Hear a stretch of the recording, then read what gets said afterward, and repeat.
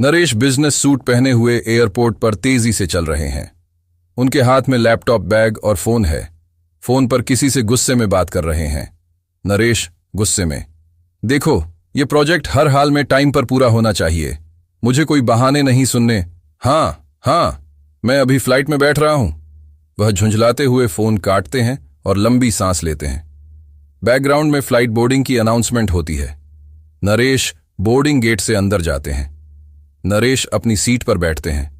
पास की सीट पर एक 10 साल का बच्चा बैठा है जो खिड़की से बाहर देख रहा है और बेहद उत्साहित है।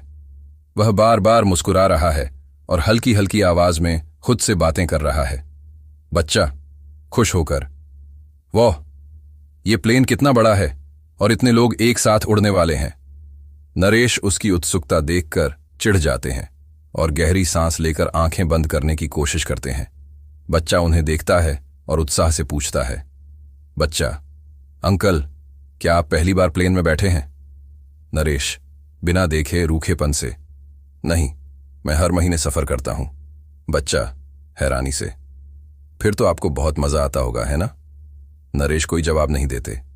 तभी फ्लाइट टेक ऑन ऑफ करने लगती है। बच्चा जोश में आ जाता है और तालियां बजाने लगता है। नरेश उसे घूरते हैं। जैसे ही प्लेन ऊपर उठता है, बच्चा खिड़की से बाहर देखता है और मुस्कुराता है। वह अपनी सीट पर बैठा खुशी से झूम रहा है। नरेश को यह अजीब लगता है। वे उसे फिर से घूरते हैं। नरेश झुंझलाते हुए, इतना क्यों उछल रहे हो? चुपचाप बैठो। बच्चा मासूमियत से, अंकल, ये मेरी पहली फ्लाइट है। मैं पहली बार बादलों के ऊपर जा रहा हूं। ये तो जादू जैसा लग रहा है। नरेश उसकी बात सुनकर कुछ नहीं कहते, लेकिन उनके चेहरे पर हल्की खींच बनी रहती है।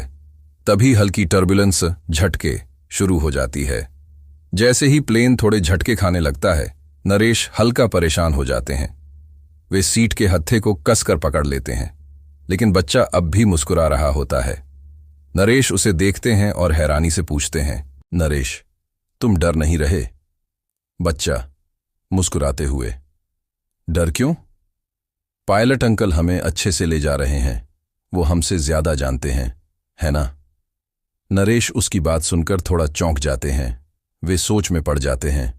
ऑफिस में गुस्से में चिल्लाना, कर्मचारियों पर चिड़चिड़ाना, हर चीज को कंट्रोल करने की कोशिश करना।